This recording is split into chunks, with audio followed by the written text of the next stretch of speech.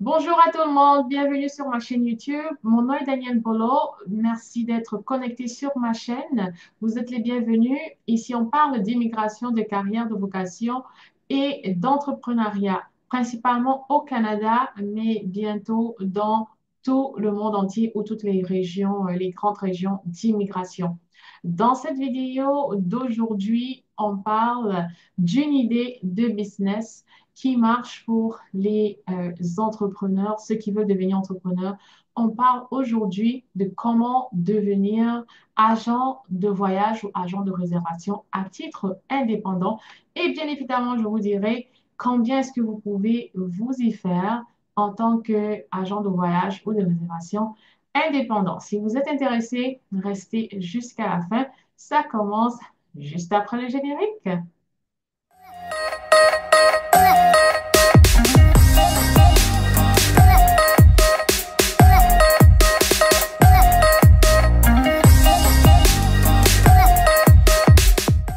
Rebonjour à tout le monde. Merci à tous les nouveaux abonnés et les anciens abonnés. C'est un plaisir de vous retrouver. Je suis de retour après une petite pause, bien évidemment, pour chercher des moyens de me développer moi-même. Et ces recherches me permettent de vous apporter un contenu meilleur et espérant que ça peut aider l'intégration de ceux qui sont déjà au Canada. Comme je vous l'ai promis, on va parler plus d'entrepreneuriat, d'idées de business, d'astuces ici au Canada. Je continuerai avec des pathways pour l'immigration, mais ils seront un petit peu réduits parce que le but est de permettre à l'immigrant, aux immigrants également de s'intégrer au Canada ou partout dans le monde entier. Alors, c'est parti. Donc, dans l'idée que je propose aujourd'hui, c'est comment devenir un agent de voyage ou de réservation et combien est-ce que vous pouvez y gagner par année. Bien évidemment, les données sont un petit peu confondues comme par expérience et vous pourrez vous faire une idée vous-même. Je trouve particulièrement que c'est une très bonne niche après avoir fait des recherches. Malheureusement, on ne peut pas tout faire, mais je vous donne les détails tout de suite. Alors, déjà, vous pouvez être un agent de réservation à titre indépendant, comme je l'ai dit, en trouvant une agence par laquelle vous proposerez vos services, mais vous gagnerez des commissions ou encore vous payerez tout simplement parfois ce qu'on appelle des dues à l'agence, comme des frais d'agence, mais vous serez à votre propre compte. Donc, il y a cette possibilité-là. Il y a également la possibilité de faire partie d'un réseau d'agents indépendants. Bien évidemment, lorsqu'on commence, lorsqu'on débute, c'est important de faire partie d'un réseau parce que vous n'avez pas forcément la possibilité d'avoir des contrats faciles. Eux, ils peuvent faciliter les contrats. Oui, vous allez payer certains frais, certaines sommes, mais ils ont la possibilité de vous offrir comme des clients ou encore des pistes. Voilà. Donc, c'est ça l'avantage d'un réseau ou de faire partie d'une grande agence pour laquelle vous travaillerez. J'en connais plusieurs. Ça marche également dans le domaine des finances, comme ceux qui sont des analystes financiers indépendants ou des conseillers financiers indépendants, qui serait une très bonne idée également à partager avec vous dans une prochaine vidéo. Alors, également, vous pouvez être à votre propre compte, comme from scratch, comme on dit. Commencez vous-même à faire la prospection, la recherche des clients. Mais aujourd'hui, les marchés en ligne tendent à être saturés. Je ne dis pas que c'est saturé parce qu'il y a toujours de la place pour tout le monde, mais ça commence à être saturé. Donc, si vous êtes à votre propre compte, il faut vraiment faire le marketing, avoir du temps, beaucoup de temps et de stratégie pour le marketing.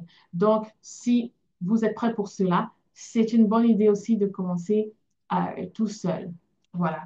Maintenant, est-ce que vous avez besoin de faire des études pour ce genre de travail si vous êtes à titre indépendant? Si vous travaillez avec des agences ou avec de grandes compagnies, il se peut qu'ils demandent parfois un diplôme et au Québec, ce genre d'agent de réservation ou de voyage va aller dans l'école qui s'appelle l'Institut de tourisme et d'hôtellerie au Québec ou du Québec. Voilà. Mais quand vous êtes à votre propre compte, vous n'avez pas besoin d'un diplôme. C'est sûr que Lorsqu'on a le diplôme, même pour soi-même, ça vous donne la confiance. Vous pouvez être autodidacte, vous pouvez faire beaucoup de recherches sur le terrain, mais apprendre des professionnels. Et puis, c'est pas juste l'école théorique, avoir un diplôme dans ce domaine-là, mais vous pouvez également faire des attestations données par des professionnels. Il y en a tellement aujourd'hui. Vous pouvez faire des attestations données par des professionnels, des personnes, justement, ces grandes agences-là, parfois, ils donnent des formations, des bootcamps, 1 mois, 3 mois, 6 mois. Donc, ça dépend de vous. Mais comme je dis, je pense que ça donne toujours l'assurance de savoir ce qu'on fait, comment faire les réservations, comment créer sa niche, comment, n'est-ce pas, euh, peut-être attirer les clients, ce genre de choses. Donc, je pense vraiment que c'est toujours important. Donc, l'école n'est pas toujours obligatoire, mais ce serait bien pour vous.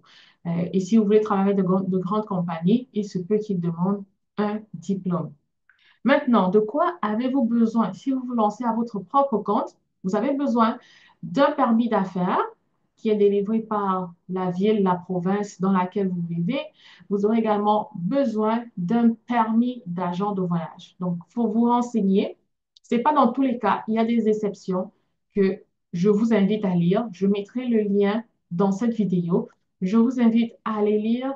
Si vous avez cette idée en tête, si c'est ce que vous désirez faire, vous saurez si vous avez besoin d'un permis d'agent de voyage ou agent de réservation. Si vous le faites depuis votre maison, c'est vraiment, je dirais, une occasion parfaite parce que vous n'aurez pas à payer de loyer.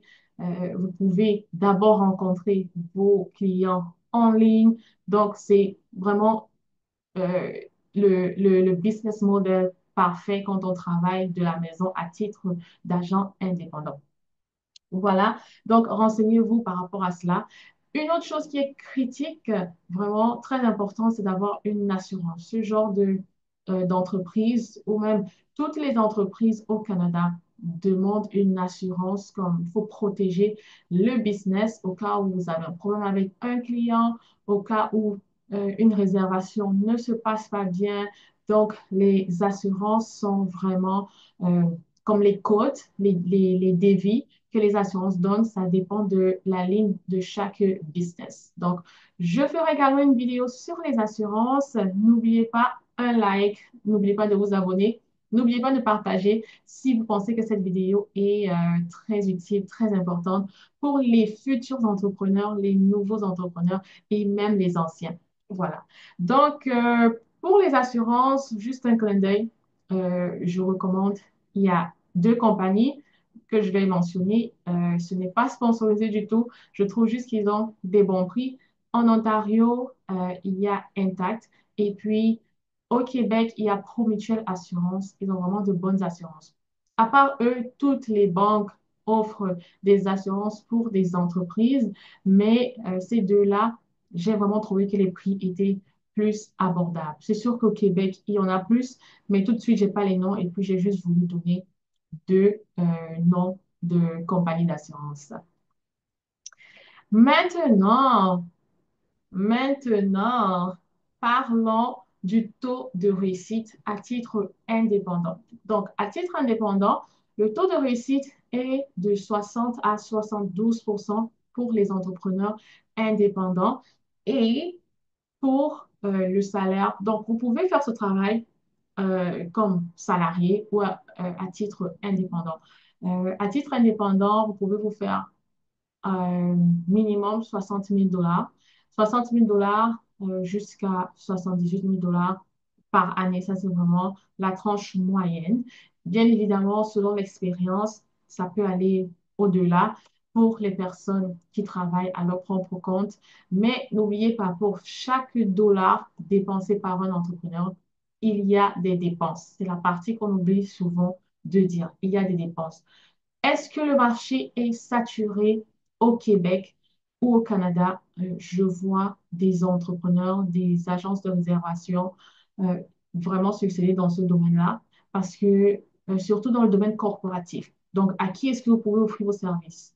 Aux entreprises, aux corporations, des personnes qui voyagent pour les affaires, qui voyagent pour des réunions qui voyagent pour des vacances. Beaucoup de personnes organisent des vacances pour la compagnie. Donc, c'est vraiment une niche qui est, n'est-ce pas, vaste pour tout le monde.